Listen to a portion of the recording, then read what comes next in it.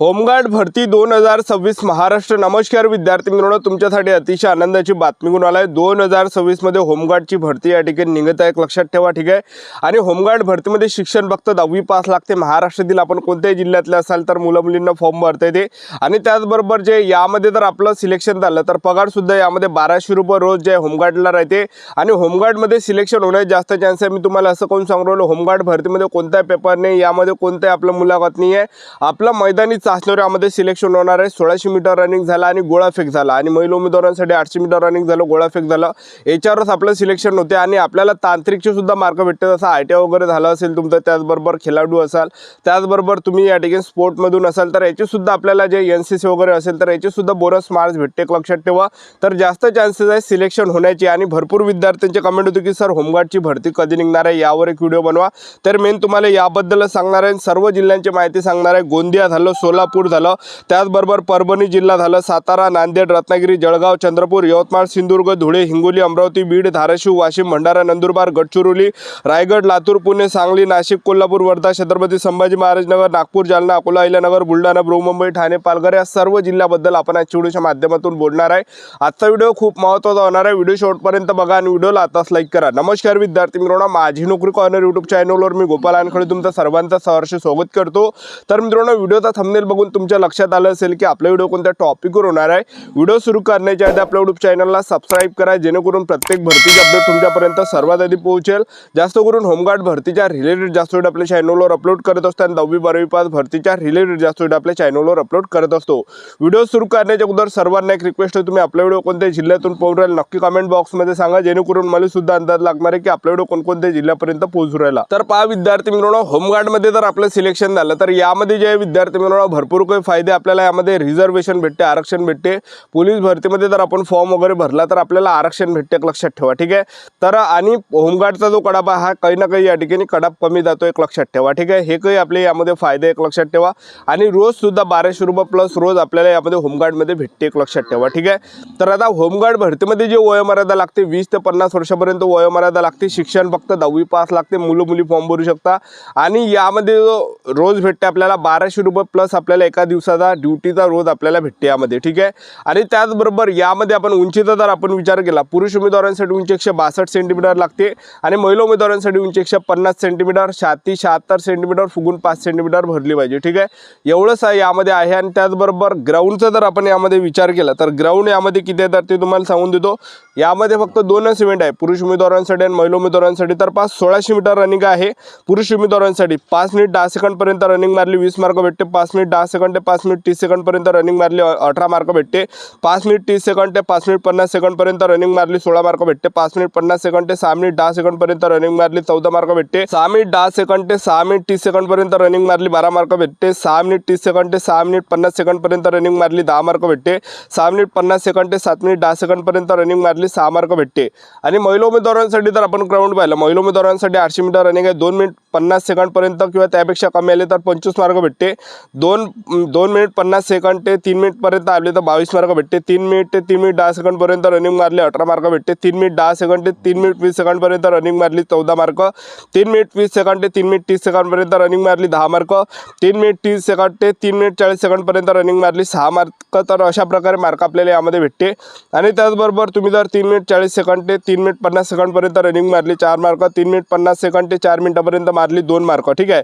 आता गोळाफेकचं जर आपण पाहिलं, पुरुष उमेदवारांसाठी तो गोळाफेक आहे 8.50 मीटर किंवा त्यापेक्षा जर आपण जास्त फेकला तर आपल्याला पैकीच्या पैकी 10 मार्क भेटणार आहे, लक्षात ठेवा। 7.90 मीटर जास्त किंवा त्यापेक्षा जर कमी फेकला तर 9 मार्क भेटणार आहे, स्क्रीनवर तुम्हाला दिसत असेल। त्याचबरोबर महिला उमेदवारांसाठी तो गोळाफेक आहे 6 मीटर किंवा त्यापेक्षा जर जास्त आपण फेकला तर 10 मार्क आपल्याला या ठिकाणी भेटणार आहे, लक्षात ठेवा, ठीक आहे।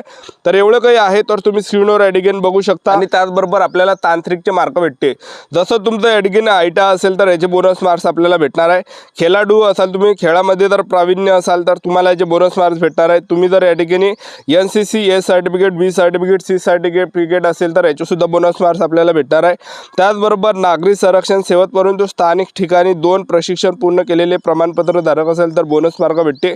जड वाहन चालवण्याचा परवाना असेल तर याचे सुद्धा आपल्याला बोनस मार्क्स भेटते, लक्षात ठेवा। आणि आपला जर ITI झाला असेल, ITI वाले जर तुम्ही असाल तर ITI चे सुद्धा आपल्याला बोनस मार्क भेटते, लक्षात ठेवा, ठीक आहे।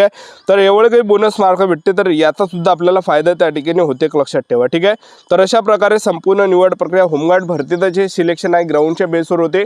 तर मागील वर्षी तुम्ही कटअप पाहिला, तर याच्या अगोदर तर पाहिला, पण 2024ला ज्या होमगार्डची भरती आली होती, आता या ठिकाणी 2 वर्ष या ठिकाणी होत आहे, 1.5-2 वर्ष या ठिकाणी होत आहेत, लक्षात ठेवा. तर 2024ला जवळपास जुलै महिन्यामध्ये होमगार्डची भरती आली होती.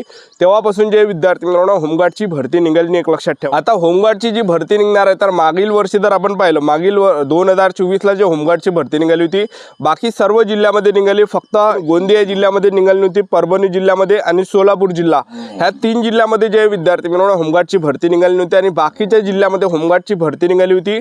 जवळपास 8,000 प्लस जागांसाठी, 8-9,000 जागांसाठी ते होमगार्डची भरती निघाली होती. फक्त परभणी जिल्हा झालं, त्याचबरोबर सोलापूर जिल्हा झालं, गोंदिया जिल्हा झालं, ह्या 3 जिल्ह्यामध्ये फक्त ते होमगार्डची भरती निघाली नव्हती, लक्षात ठेवा. तर ह्या 3 जिल्ह्यांची जी भरती आहे हे कधी या ठिकाणी निघू शकते, जवळपास तुम्ही धरून चला की जुलै ते ऑगस्ट महिन्यापर्यंत ह्या 3 जिल्ह्याची भरती या ठिकाणी येणार आहे. गोंदिया जिल्ह्याची होमगार्डची भरती जुलै महिन्यापर्यंत 2026ला पाहायला भेटणार आहे. त्याचबरोबर सोलापूर जिल्ह्याची जी होमगार्डची जी भरती आहे हे सुद्धा जुलै 2026 पर्यंत पाहायला भेटणार आहे, जुलै ऑगस्ट पर्यंत. आणि त्याचबरोबर जे या ठिकाणी परभणी जिल्ह्याची सुद्धा होमगार्डची जी भरती आहे जुलै किंवा ऑगस्ट 2026ला हे भरती या ठिकाणी आपल्याला पाहायला भेटणार आहे, लक्षात ठेवा. ठीक आहे. आणि बाकीच्या जिल्ह्यांची आता होमगार्डची भरती कधी निघणार आहे, भरपूर विद्यार्थ्यांचे कमेंट असते की सर आमच्या जिल्ह्याची होमगार्डची भरती कधी होणार आहे. सातारा, नांदेड, रत्नागिरी, जळगाव, चंद्रपूर, यवतमाळ, सिंधुदुर्ग, धुळे, हिंगोली, अमरावती, बीड, धाराशिव, वाशिम, भंडारा, नंदुरबार, गडचिरोली, रायगड, लातूर, पुणे, सांगली, नाशिक, कोल्हापूर, वर्धा, छत्रपती संभाजीनगर, नागपूर, जालना, अकोला, अहिल्यानगर, बुलढाणा, मुंबई, ठाणे, पालघर या जिल्ह्यापैकी जे विद्यार्थी मित्रांनो या जिल्ह्यांची भरती कधी निघणार असे भरपूर विद्यार्थ्यांचे कमेंट होते. तर 2026च्या एंडिंगला जे विद्यार्थी मित्रांनो यापैकी कोणत्या ना कोणत्या जिल्ह्यामध्ये भरती या ठिकाणी होमगार्डची तुम्हाला पाहायला भेटणार आहे, लक्षात ठेवा. आणि त्याचबरोबर जे होमगार्डच्या ज्या जागा आहे, तर होमगार्डच्या ज्या जागा आहे ह्या रिक्त होत राहते आणि त्या रिक्त जर झाल्या तर त्या भरा सुद्धा लागते, लक्षात ठेवा. आता भरपूर जण आता पोलीस भरती मागील वर्षी सुद्धा पोलीस भरती झाली, तर होमगार्डमध्ये जे पोरं होते होमगार्डची ड्युटी त्यांनी सोडली आणि पोलीस भरती जॉईन केलं, SRPF जॉईन केलं. जे होमगार्ड होते मागील वर्षी 2023ला म्हणा, 2024ला म्हणा, मागच्या वर्षी. ठीक आहे. तर मागच्या वर्षी जे भरपूर विद्यार्थी होमगार्डचे जे होमगार्डमधले जे आहे तर ते पोलीसमध्ये लागले, तर होमगार्डचे ड्युटी त्यांनी सोडून दिल्या, लक्षात ठेवा. ठीक आहे. होमगार्डमधून पोलीसमध्ये लागले. मागच्या वर्षी SRPFमध्ये भरपूर होमगार्ड लागले, त्याचबरोबर पोलीस भरतीमध्ये सुद्धा होमगार्ड लागले, कारागृहामध्ये सुद्धा होमगार्ड लागले, त्यांनी जागा सोडून दिल्या, त्या जागा रिक्त आहे. त्याचबरोबर बॅट्समनला सुद्धा काही होमगार्ड लागले, त्याचबरोबर चालकला सुद्धा काही होमगार्ड लागले, तर त्या जागा त्यांनी जे सोडल्या त्या जागा रिक्त राहिल्या आणि त्यामध्ये गेले. तर भरपूर काही होमगार्ड आहे ते जे विद्यार्थी मित्रांनो काही रिटायर होते त्या जागा खाली राहते आणि भरपूर काही होमगार्ड पोलीसमध्ये लागते त्या जागा त्या ठिकाणी खाली राहते आणि काही होमगार्ड मृत पावते त्यासुद्धा जागा त्या ठिकाणी खाली राहते. कोणकोणते होमगार्ड कोणकोणत्या ठिकाणी SSC GD मध्ये सुद्धा भरपूर लागले, ते सुद्धा जागा या ठिकाणी सोडून देते. टी आर्मी रॅलीमध्ये काही लागले ते सोडून देते. ठीक आहे. तर त्या जागा रिक्त राहते, त्या जे विद्यार्थी मित्रांनो भरावं लागते, लक्षात ठेवा. ठीक आहे. तर येणाऱ्या दिवसामध्ये ही भरती निघत आपलं YouTube चॅनल सबस्क्राईब करून ठेवा, व्हिडिओ अपडेट देत राहणार. याच्यासाठी असताना व्हिडिओ नेक्स्ट व्हिडिओमध्ये जय हिंद.